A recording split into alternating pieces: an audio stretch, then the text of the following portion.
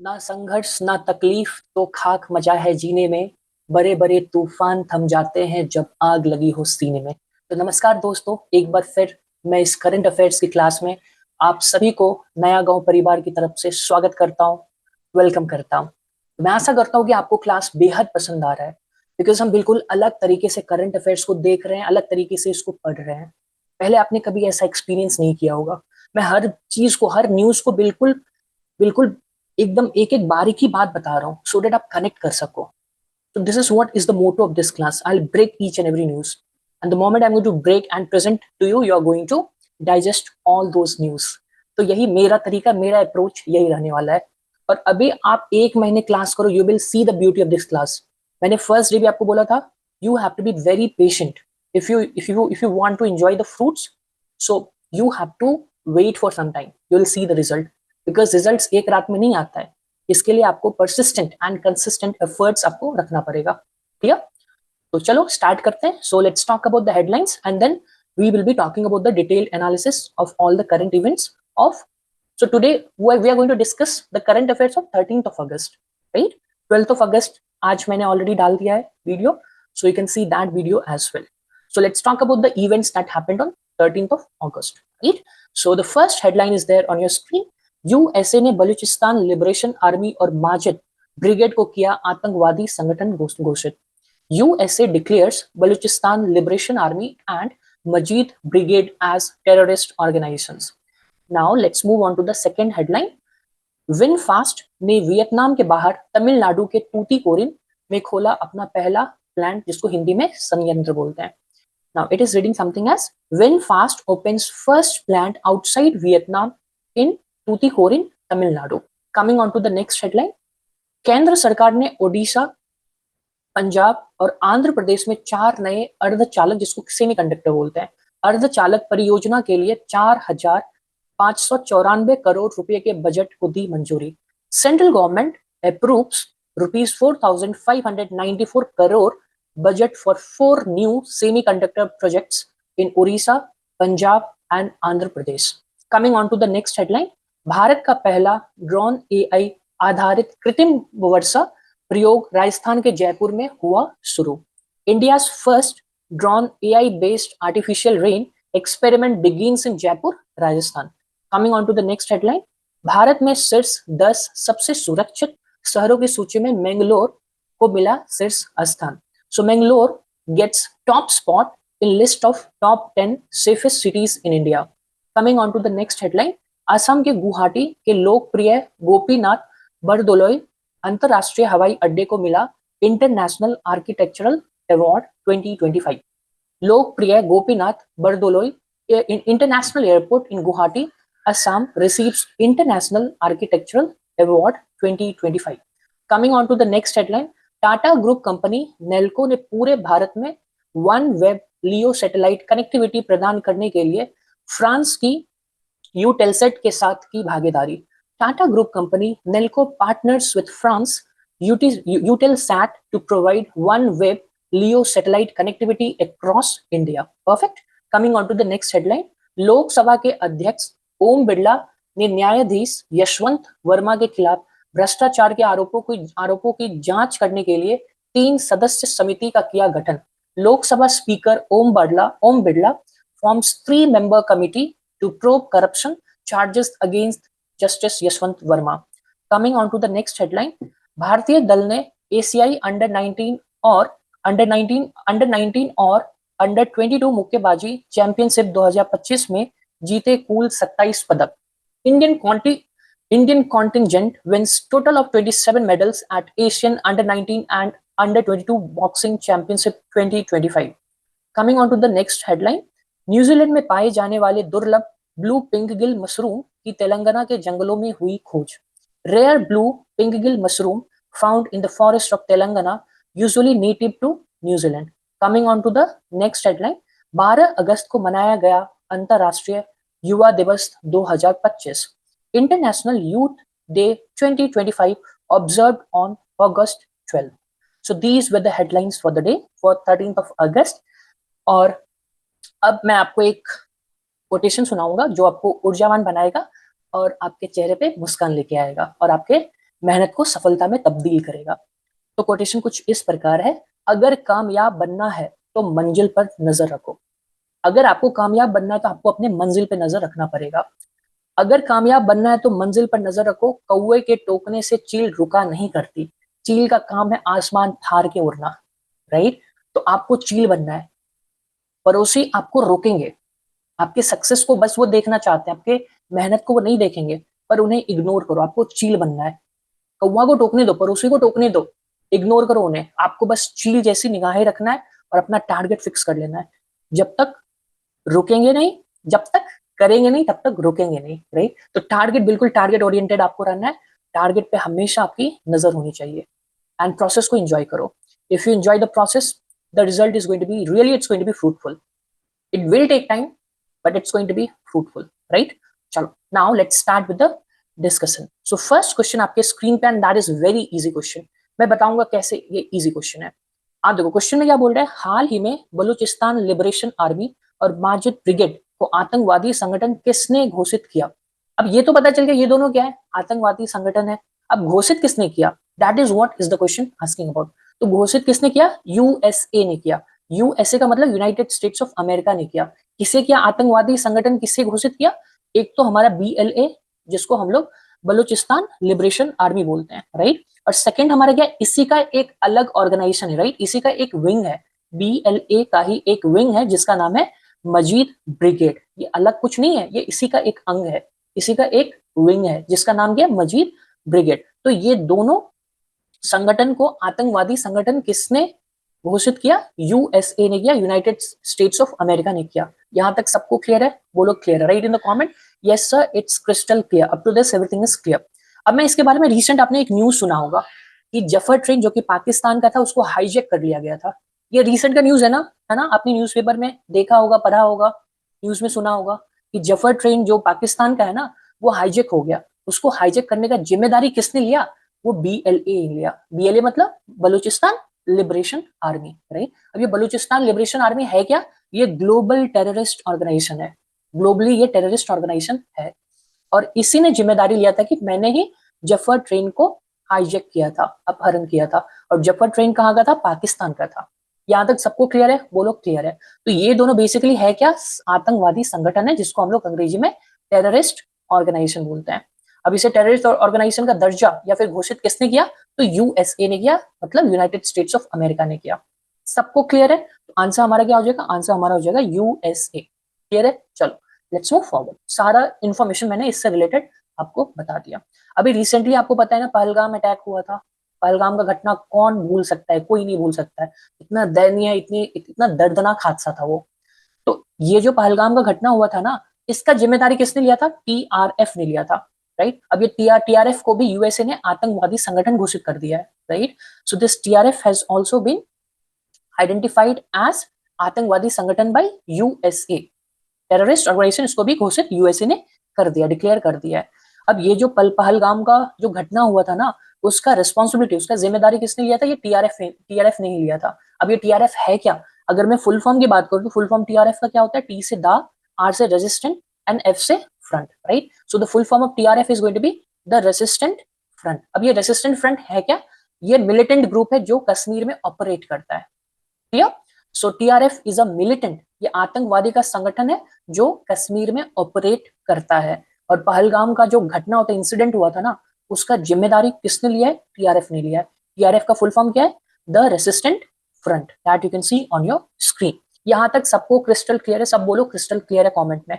मैं हर चीज तोड़ के बता रहा हूँ, and it is quite easy, बिल्कुल इजी लैंग्वेज में बता रहा हूँ, so that you are going to get each and every current affairs. Current affair से बिल्कुल भी नहीं डरना है, बल्कि करंट अफेयर्स को डराना है। अब बात उल्टा होगा, आपको नहीं डरना है, आप बल्कि करंट अफेयर्स को आपसे डरना होगा। बिकॉज करंट अफेयर्स आप धूल चटाने वाले हो इस क्लास में।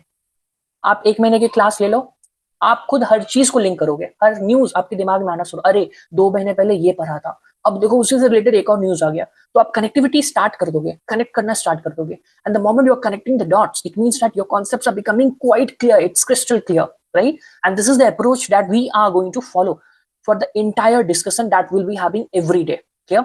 चलो लेट्स मूव फॉरवर्ड। कमर तोड़ दिया हमने इस न्यूज का। Let's move forward. अब देखो मैं आपको बताता हूँ मैप के द्वारा।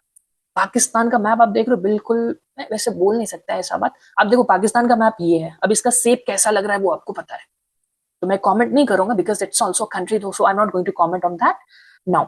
Coming to this is the map of Australia, not Australia, this Pakistan, right. अब यहीं पे आप देखो बलूचिस्तान ये एरिया है, राइट। अब ये बलूचिस्तान क्या बोल रहा है, ये बोल रहा है मुझे नया नेशन घोषित करो, I want to become a new nation, मैं पाकिस्तान से सेपरेट होना चाहता हूँ। जैसे बांग्लादेश सेपरेट हो गया ना, उसी तरह बलूचिस्तान भी बोल रहा है मुझे अपना नया राष्ट्र चाहिए। इसलिए ये जो कॉन्फ्लिक्ट होता है ना, इसीलिए होता है। वो पाकिस्तान पे क्यों अटैक करते हैं, बिकॉज बलूचिस्तान जो है ना वो नया नेशन बोल रहे हैं, मुझे एक स्वतंत्र राष्ट्र घोषित करो, मैं एक स्वतंत्र राष्ट्र बनना चाहता हूँ। Understood, I hope it is clear. So Balochistan is a part of Pakistan only. Clear, सबको क्लियर है, बोलो क्लियर है। चलो let's move forward. Now coming on to the second question. आज लल्लन टॉप क्वेश्चन मैं लेके नहीं आया हूँ। The reason is I was not able to prepare the London top question, so that is why I was not able to bring it today, right? तो next class में हम लोग करेंगे, no worries. Next class में मैं London top questions लेके आऊंगा. Now coming to the next question, हाल ही में वियतनाम की ईवी आपको पता है ईवी मतलब क्या होता है, इलेक्ट्रिक व्हीकल, जो यहाँ पे लिखा मैं समझाऊंगा अभी। हाल ही में वियतनाम की ईवी निर्माता विनफास्ट ने भारत में अपना पहला प्लांट कहाँ प्रारंभ किया है। तो ये बोल रहा है कि वियतनाम की जो कंपनी है जिसका नाम क्या है विनफास्ट, वो भारत में अपना पहला प्लांट स्टेब्लिश किया है, स्टार्ट किया है। तो भारत में किस जगह किया है, this is what is the question trying to ask you. ठीक है, अब इसका पूरा स्टोरी हम लोग देखेंगे। तो विन फास्ट कंपनी कहाँ का है, किस कंट्री का, तो ये तो क्लियर हो गया। विन मतलब Vietnam, it is sounding like Vietnam, right. तो विन फास्ट कंपनी कहाँ की है, ये वियतनाम की है, राइट। अब ये किस चीज की कंपनी है, ये इलेक्ट्रिकल व्हीकल की कंपनी है, क्योंकि ये कंपनी इलेक्ट्रिकल व्हीकल का निर्माण करती है, मैन्युफैक्चरिंग करती है। यहाँ तक सबको क्लियर है, बोलो क्लियर है। नाउ वियतनाम जो है ना, वियतनाम ये जो कंपनी है ना विनफास्ट, ये वियतनाम के बाहर अपना पहला प्लांट स्टेब्लिश कर रही है, स्टार्ट कर रही है। अब भारत में कर रही है, वियतनाम के बाहर कहाँ कर रही है, तो भारत में कर रही है। कौन कर रहा है, वियतनाम का कंपनी विनफास्ट कंपनी कर रहा है, राइट। विनफास्ट कैसी कंपनी है, इलेक्ट्रिक ईवी कंपनी है, इलेक्ट्रिक व्हीकल निर्माता कंपनी है, इलेक्ट्रिक व्हीकल्स को मैन्युफैक्चर करती है, राइट।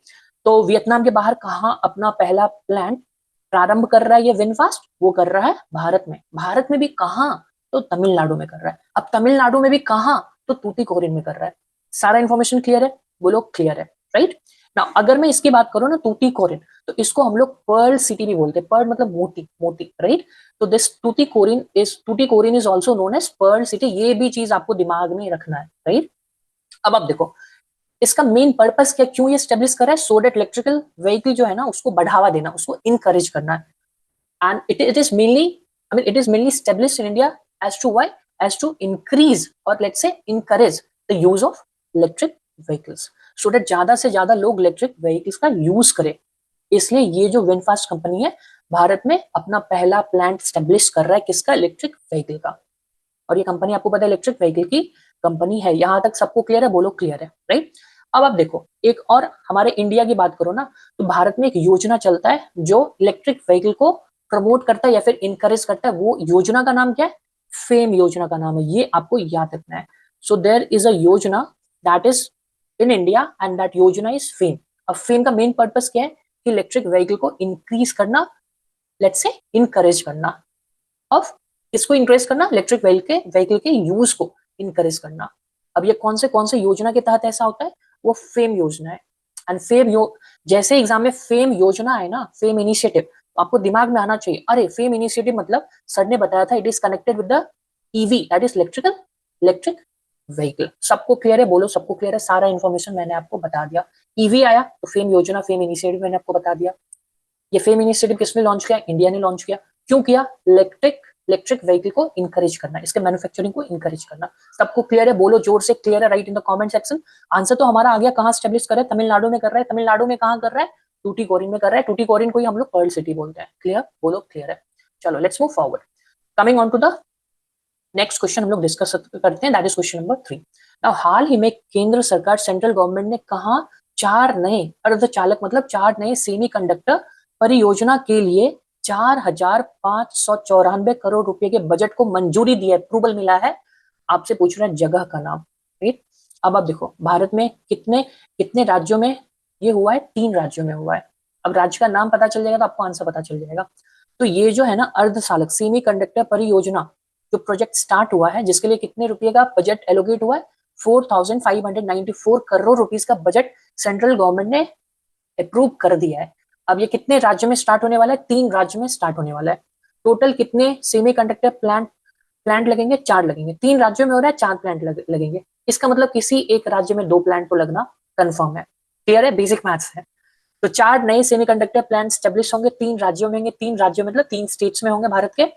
अब ये कौन कौन से स्टेट्स में होंगे, 3 स्टेट्स हम लोग पहले देख लेते हैं। एक तो उड़ीसा में होगा, दूसरा पंजाब में होगा, तीसरा आंध्र प्रदेश में होगा। अब मैंने आपको क्या बोला, 4 सेमीकंडक्टर प्लांट लगने वाले हैं, 3 राज्य में लगने वाले हैं। इसका मतलब एक कोई ऐसा राज्य होगा जिसमें 2 सेमीकंडक्टर प्लांट लगेंगे, बेसिक मैथ्स।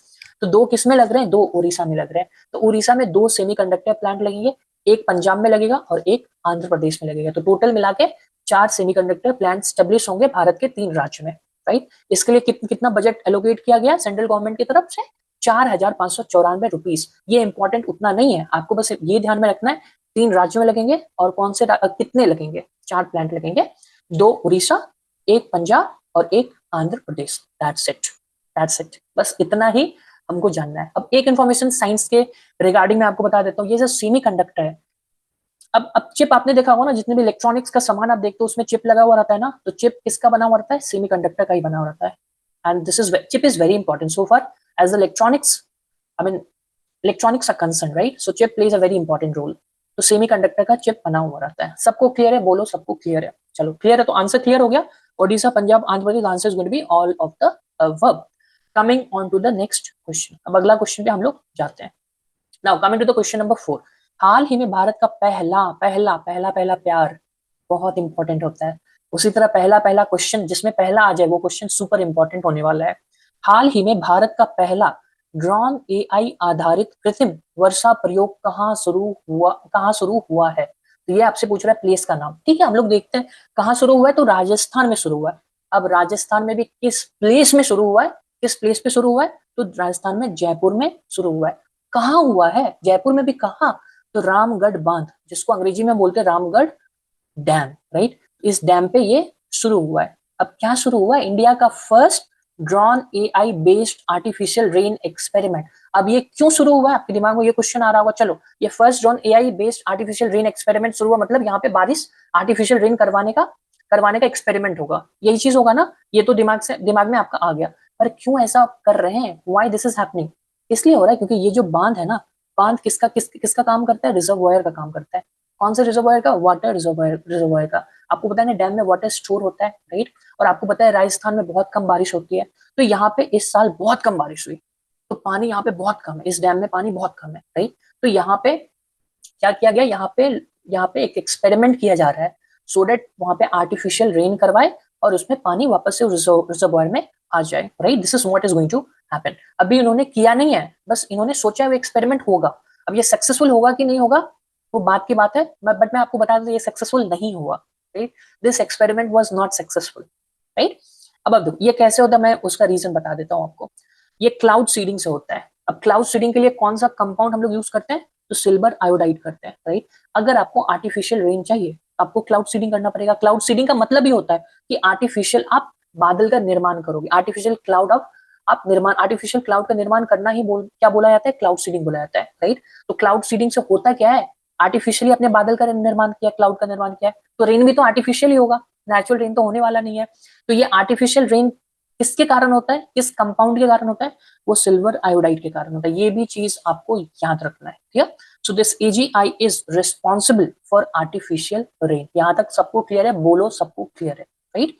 सो डेट आर्टिफिशियल रेन हो और जो रिजर्वॉयर है उसको फिर से पुनर्जीवित कर सके। पुनर्जीवित क्यों बोला जा रहा है, क्योंकि मैंने बोला ना, यहाँ का जो पानी है ना बिल्कुल कम हो गया है, क्योंकि बारिश तो हुई नहीं है। अगर बारिश नहीं हुई तो डैम में कैसे पानी स्टोर होगा, इसलिए आर्टिफिशियल रेन के माध्यम से वो चाह रहे हैं कि इसमें स्टोर करवा दें। आई hope it is clear, but it was unsuccessful. This experiment was totally unsuccessful. I hope it is clear. So answer क्या होगा, राजस्थान में भी कहाँ पे हो रहा है, जयपुर में हो रहा है। यहाँ तक सबको क्लियर है, बोलो सर क्रिस्टल क्लियर है, बिल्कुल क्लियर है, एक एक चीज क्लियर है। चलो right in the comment section, अगर डाउट है तो वो भी आप पूछो। You can ask me, I'm going to make you understand. Unless until you're not going to understand, I'm not going to stop. That's it. चलो let's move forward. Coming on to the next question. यहाँ तक सबको clear है। Now next question is question number 5. नवीनतम नंबो safety index mid 2025 ranking में भारत के किस शहर को शीर्ष स्थान मिला है? देखते हैं। तो इस रैंकिंग का नाम क्या है? ये रैंकिंग नहीं, पहले ये आप देखो इस इंडेक्स का क्या नाम है, that is Numbeo safety index mid 2025, right. अब ये क्या पब्लिश करता है? ये पब्लिश क्या करता है कि कौन सा देश सेफ है या फिर कौन सा शहर सेफ है, राइट। तो ये लिस्ट जारी करता है कि कौन सा शहर सबसे सेफ है और कौन सा शहर, कौन सा देश सबसे सेफ है एंड कौन सा शहर सबसे सेफ है। So this is the list that is being published by Numbeo safety index mid 2025। यहां तक सबको क्लियर है? बोलो क्लियर है। यहां तक क्लियर है ना? क्या पब्लिश करता है, कौन पब्लिश करता है, ये दोनों क्लियर है। नाउ अभी इसका रिपोर्ट आया था जिसमें ये बोला गया कि अगर मैं भारत की बात करूं, Bharat as a country, right, तो इसका अगर सुरक्षित देशों में देखें तो इसका कौन सा रैंक है? तो 67th रैंक है। अब आपके मन में होगा तो टॉप कौन किया सुरक्षित देश में? सबसे टॉप पे कौन है? The answer is going to be UAE, United Arab Emirate सबसे टॉप पे so far is the safety of. Just give me a minute, let me have a glass of water.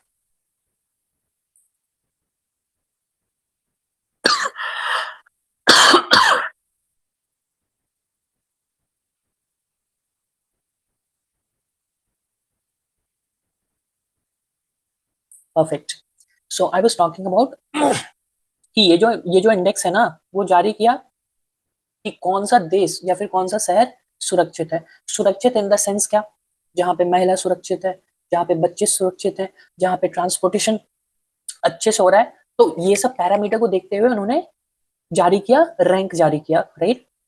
तो भारत किस रैंक पे आता है? 67th रैंक पे आता है so far is the safety is concern as a country, right.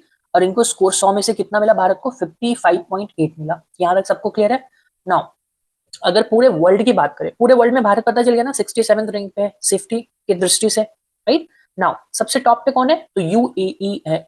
UAE क्या होता है? यूनाइटेड अरब एमिरेट्स है, राइट। अब इसी का जो शहर है ना वही टॉप पे। शहर में अगर आप देखो तो टॉप पे इसका जो कैपिटल है, राइट, यूएई का कैपिटल कौन है? अबू धाबी है, राइट। तो अबू धाबी शहर की लिस्ट में सेफ्टी सबसे सेफ्टी शहर पाया गया, राइट।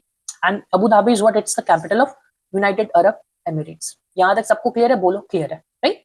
ना भारत में अगर मैं बात करूं कि फर्स्ट नंबर पे सेफ्टी के हिसाब से कौन आता है पूरे वर्ल्ड में, तो पता चल गया अबू धाबी आता है शहर के मामले में, सेफ्टी के मामले में, शहर में। अगर मैं भारत में बात करूं, भारत में जितने भी शहर हैं उसमें सेफ्टी के पर्पज से फर्स्ट नंबर पे कौन आता है? तो मैंगलोर आता है, राइट। मैंगलोर कहाँ पे? कर्नाटका में। सबको क्लियर है? बोलो क्लियर है, ठीक है। अब यूएसए का रैंकिंग क्या है? 91st है। सेफ्टी की दृष्टि से देखे तो यूएसए का रैंकिंग क्या? 91st है। यहां तक सबको क्लियर है, राइट। नाउ सबसे नीचे, सबसे कम, अगर सबसे कम सुरक्षित शहर, शहर नहीं कंट्री, अब बात कर लो सबसे कम सुरक्षित कंट्री कौन सा है? तो पपुआ न्यू गुनिया है, राइट। और ये ऑस्ट्रेलिया के पास पड़ता है, आपको पता ही है, राइट। सो सबसे कम सुरक्षित वाला देश कौन सा है? पपुआ न्यू गुनिया है, राइट, जो ऑस्ट्रेलिया के पास पड़ता है। सबको क्लियर है? बोलो सबको क्लियर है। एक बार मैं फिर से आपको बता देता हूँ इंडिया का रैंकिंग इसमें क्या है सुरक्षित देश में, दैट इज 67th। और इंडिया में टॉप टॉप सुरक्षित शहर कौन सा है? मैंगलोर है, जो कर्नाटक में है, राइट। और पूरे विश्व में सबसे सुरक्षित देश कौन सा है? यूनाइटेड अरब एमिरेट्स है। पूरे वर्ल्ड में अगर मैं बात करूं सबसे सुरक्षित शहर कौन सा है? वो अबू धाबी है, जो यूएई का, यूनाइटेड अरब एमिरेट्स का कैपिटल है। सबको क्लियर है? I hope it is clear. चलो let's move forward on to the next question. हाँ, अगर मैं बेंगलुरु की बात करूं तो पूरे वर्ल्ड में, सी इंडिया में तो ये फर्स्ट पोजीशन पे है, राइट। इंडिया में जितने भी शहर हैं उसमें से सबसे सुरक्षित शहर कौन सा है? बेंगलुरु है, राइट। अगर मैं पूरे विश्व की बात करूं उसमें बेंगलुरु का कौन सा स्थान है? So that is going to be 49th। Clear है सबको? बोलो क्लियर है। फर्स्ट पे कौन है? अभी मैं बताया था ना कैपिटल, यूएई का कैपिटल क्या है? अभी तो मैंने बताया, आप देखो फिर से मैं दिखा देता हूँ, अबू धाबी, राइट। चलो लेट्स मूव फॉरवर्ड। यहाँ तक सबको क्लियर है? आप रैंकिंग देख लो। अगर आप इंडियन सिटीज की बात करो तो बेंगलुरु सबसे टॉप पे, उसके बाद वडोदरा है, उसके बाद अहमदाबाद है, उसके बाद सूरत है, Jaipur, Navi Mumbai, and then Thiruvananthapuram, Chennai, Pune, Chandigarh, Hyderabad, Mumbai, right. तो आपको बस फर्स्ट वाला याद करना है, रीड द रेस्ट वंस। चलो let's move forward. Now coming on to the next question that is there on your screen, again simple question. हाल ही में देश के किस अंतरराष्ट्रीय, इंटरनेशनल एयरपोर्ट को इंटरनेशनल आर्किटेक्चरल, आर्किटेक्चर मतलब पता है ना, डिजाइन, वास्तुकला से ये रिलेटेड है, अवार्ड 2025 मिला है? तो कौन सा एयरपोर्ट है? गोपी चंद बारदोलाई एयरपोर्ट है। अब ये कहाँ पे? आपको पता है ना, गोपी चंद बारदोलाई मॉडर्न असम के फाउंडर हैं, राइट। मॉडर्न मॉडर्न असम के फाउंडर किसको बोलते हैं? गोपी चंद बारदोलाई को बोलते हैं, राइट। अब गोपी चंद बारदोलाई एयरपोर्ट कहाँ पे? वो असम में है। असम में भी कहाँ पे है? गुवाहाटी में है, क्लियर, सबको क्लियर, बस इतना ही आपको जानना है। अगर कैंपेगौड़ा इंटरनेशनल एयरपोर्ट की बात करें तो ये बेंगलुरु में, छत्रपति शिवाजी मुंबई में, इंदिरा गांधी अंतर्राष्ट्रीय हवाई अड्डा कहाँ है, दिल्ली में, लोकप्रिय गोपीनाथ बरदोई एयरपोर्ट कहाँ पे, वो गुवाहाटी में है, गुवाहाटी आपको पता है असम में। क्लियर है सबको। और ये भी चीज आपको याद रखना है, गोपी चंद बारदोलाई को क्या बोला जाता है, मॉडर्न असम का संस्थापक बोला जाता है, फाउंडर, आई मीन संस्थापक बोलो या फिर फादर बोलो, वॉट एवर यू टेल, बस आपको दिमाग में रखना है। क्लियर, चलो let's get into the next question. I hope it is clear, up to this everything is clear. Now coming on to the next question, that is question number 7। हाल ही में टाटा ग्रुप कंपनी नेल्को ने भारत में OneWeb LEO satellite connectivity प्रदान करने के लिए किस देश की यूटेलसेट के साथ भागीदारी पार्टनरशिप की है, राइट। तो ये आपसे पूछ रहा है किस देश के साथ नेल्को का पार्टनरशिप हुआ है, किस लिए पार्टनरशिप हुआ है, ये one web LEO satellite connectivity प्रदान करने के लिए। मैं बिल्कुल तोड़ के बताता हूँ। नेल्को किसकी कंपनी है, टाटा ग्रुप की कंपनी है, नंबर 1, ये चीज आपको याद रखना है। So Nelco is a company of what, Tata group, perfect. Now ये किसके साथ पार्टनरशिप किया है, यूटेल्स सेट कंपनी के साथ पार्टनरशिप किया है, right. So Nelco has done the partnership with the Eutelsat company. और यूटेल सेट कंपनी किस देश का है, तो ये जो यूटेल सेट कंपनी है ना, ये फ्रांस का है, राइट। तो इंडिया और फ्रांस के बीच में एग्रीमेंट हुआ है। इंडिया का नेल्को कंपनी जो कि टाटा ग्रुप का कंपनी है, और फ्रांस की कौन सी कंपनी है, यूटेल सेट, राइट। अब ये पार्टनरशिप क्यों की है, क्या स्टेब्लिश करने के लिए, one web LEO satellite connectivity establish करने के लिए ये पार्टनरशिप की है, करेक्ट। तो one web LEO satellite connectivity को स्टेब्लिश करने के लिए टाटा ग्रुप का नेल्को और फ्रांस का यूटेल सेट कंपनी ने पार्टनरशिप किया है। क्यों किया मैंने बता दिया। नाउ ये स्टेब्लिश करने से फायदा क्या होगा, प्रॉफिट क्या होगा, एडवांटेज क्या होगा। तो एडवांटेज क्या होगा, इंटरनेट कनेक्टिविटी जो है ना वो इंक्रीज हो जाएगा, वो अच्छा हो जाएगा, इंटरनेट कनेक्टिविटी बेहद अच्छा हो जाएगा, राइट। और कम्युनिकेशन कनेक्टिविटी भी अच्छा हो जाएगा, right. So these are the result of this OneWeb LEO satellite connectivity establish करने का, ये दोनों एंड रिजल्ट है। Clear, I hope it is clear. अब ये कनेक्टिविटी कर रहे हैं तो ये सैटेलाइट यूज करेंगे, तो सैटेलाइट को स्थापित कहाँ पे करेंगे, ये जो सैटेलाइट है ना जिसको हिंदी में उपग्रह बोलते हैं, उसको स्टेब्लिश कहाँ पे करेंगे, उसको स्थापित कहाँ पे करेंगे, लोअर अर्थ ऑर्बिट में करेंगे, लो अर्थ ऑर्बिट में स्टेब्लिश करेंगे। इससे क्या होगा, इंटरनेट कनेक्टिविटी अच्छा होगा और कम्युनिकेशन कनेक्टिविटी भी अच्छा होगा, right. So I hope the concept is clear, सबको क्लियर है। तो किसके साथ पार्टनरशिप कर रहे हैं टाटा कंपनी ग्रुप नेल्को, तो वो फ्रांस की कंपनी यूटेल सेट के साथ पार्टनरशिप कर रहा है। यहाँ तक सबको क्लियर, किस लिए कर रहा है, one web LEO satellite connectivity establish करने के लिए। इससे क्या होगा, इंटरनेट कनेक्टिविटी अच्छा होगा और कम्युनिकेशन कनेक्टिविटी भी अच्छा होगा। क्लियर है सबको, बोलो क्लियर है। चलो let's move on to the next question. यहाँ तक सबको एक एक चीज क्लियर है। आप देखो नेल्को किसका, ये नेल्को किसका, देखो यूटेल सेट तो ये तो फ्रांस का है, this is the company of France. Now Nelco क्या, ये टाटा एंटरप्राइज, अब देखो टाटा ग्रुप का ये कंपनी है। क्लियर है सबको, चलो now we'll be talking about the 8th question. 8th question भी बहुत इजी क्वेश्चन है।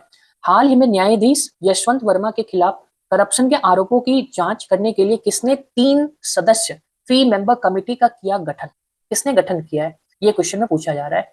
तो किसने गठन किया, उससे पहले हम समझेंगे कि इन पे क्या आरोप लगा है, किस लिए लगा है, that is what we are going to understand.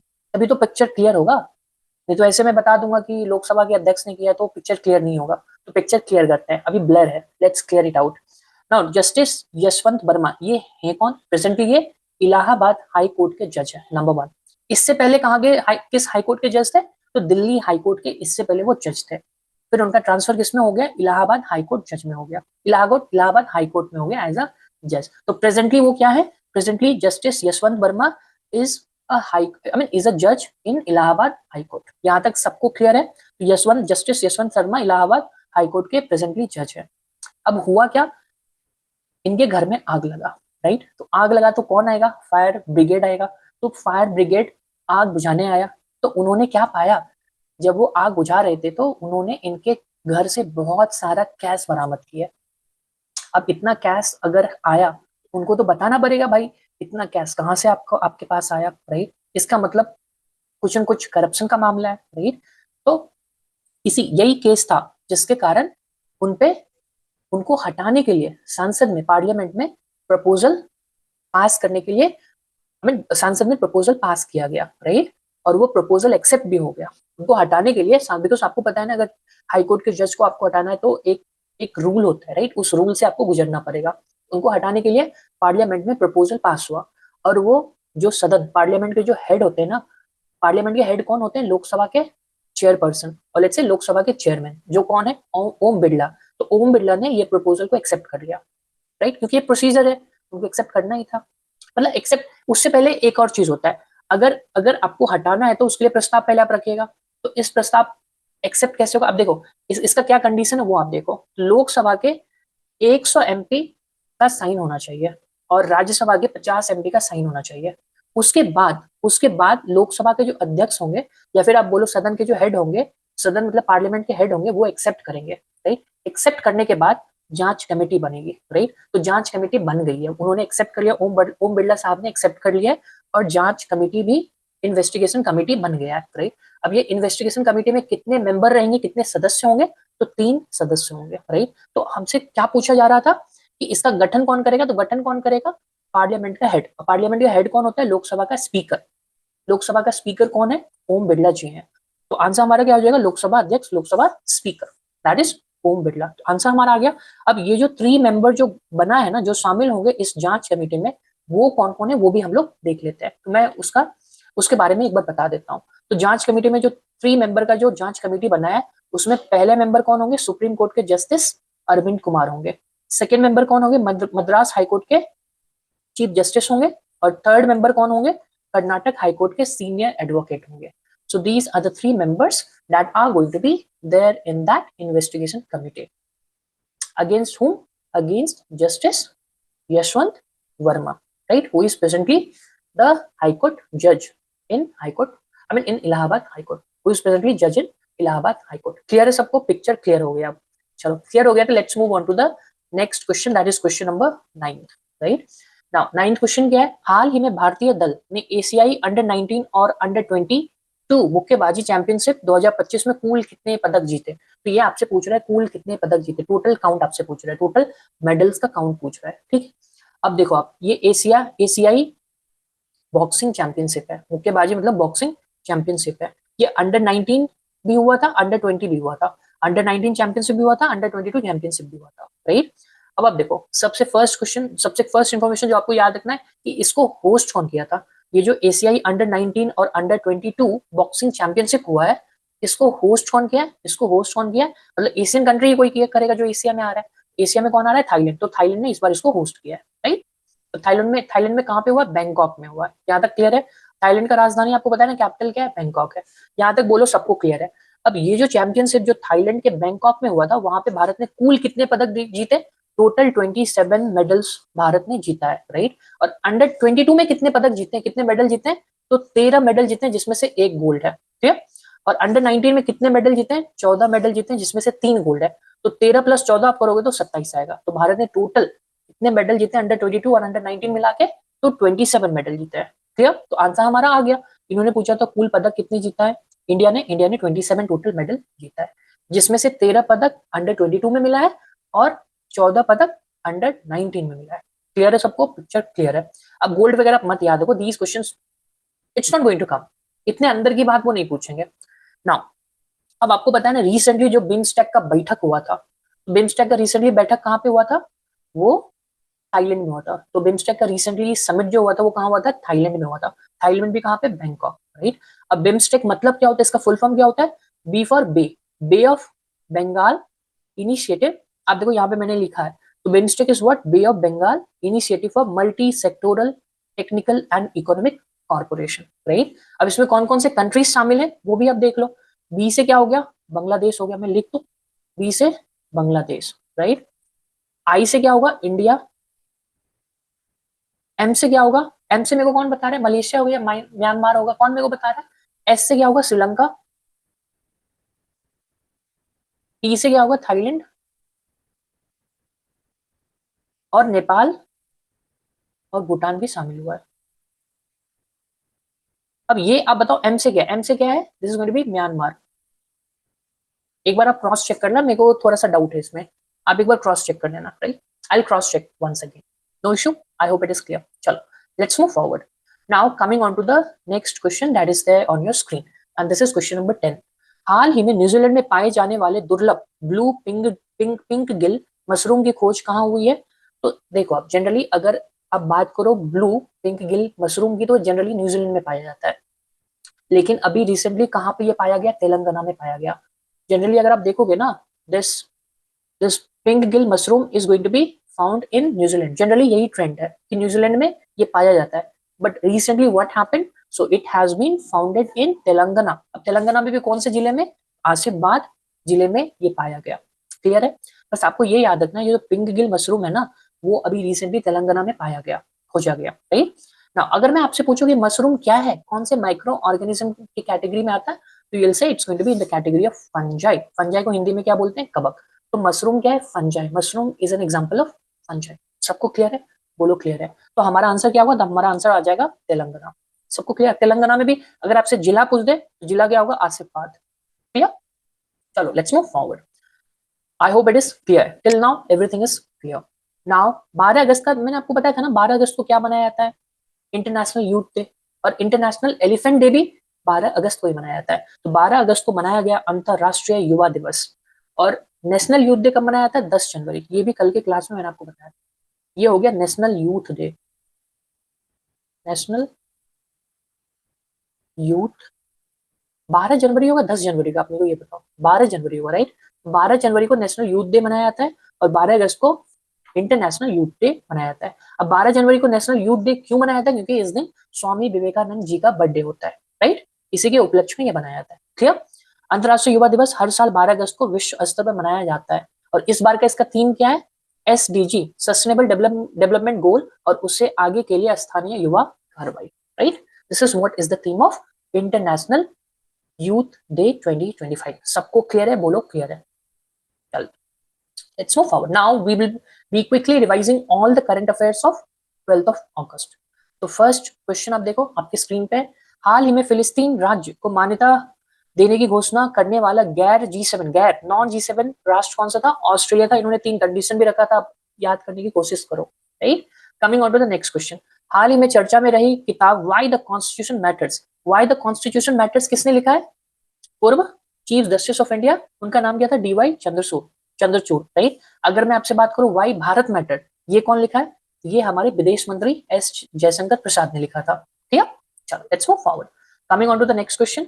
हाल ही में भारतीय सेना ने ड्रोन प्रतियोगिता सूर्य ड्रोन नाथन 2025 कहां प्रारंभ किया, कहां प्रारंभ हुआ था, हिमाचल प्रदेश में। याद है कौन से वैली में, स्पीति वैली में। ठीक है, तो आप लिंक करना सीखो, जो मैंने क्लास में इंफॉर्मेशन बताया ना, वो सारा आप ट्राई करो रिकलेक्ट करने का। ठीक है, तब आपका अंडरस्टैंडिंग टॉप लेवल पे होगा।